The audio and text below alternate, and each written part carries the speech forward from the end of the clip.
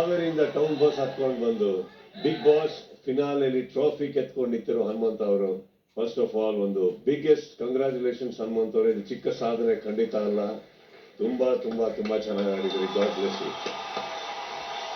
Mini prize ಕೊಡೋದಕ್ಕೆ confidence group ವತಿಯಿಂದ 50 ಲಕ್ಷ ರೂಪಾಯಿ ಸಿಗ್ತಾ ಇದೆ ನಮ್ಮ ಹನುಮಂತ ಅವರಿಗೆ. ಇದನ್ನ ಕೊಡೋದಕ್ಕೆ ವೇದಿಕೆ ಮೇಲೆ ಬರ್ತಾ ಇದ್ದಾರೆ ನಮ್ಮ ಕಾನ್ಫಿಡೆನ್ಸ್ ಗ್ರೂಪ್ ಕಡೆಯಿಂದ ಡಾಕ್ಟರ್ ರಾಯ್. ನಮ್ಮ ಸ್ನೇಹಿತರು ವೇದಿಕೆಗೆ ಬರ್ಬೇಕು ಅಂತ ಕೇಳ್ಕೊಳ್ಳೋದು.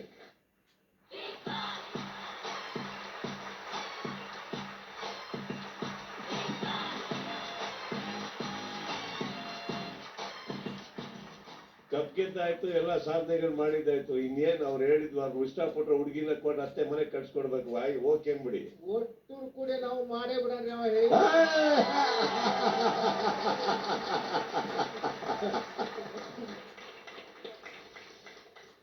ಮಾತು ತಪ್ಪು ಮಾಡಿದ್ರಿ ಬುದ್ಧಿ.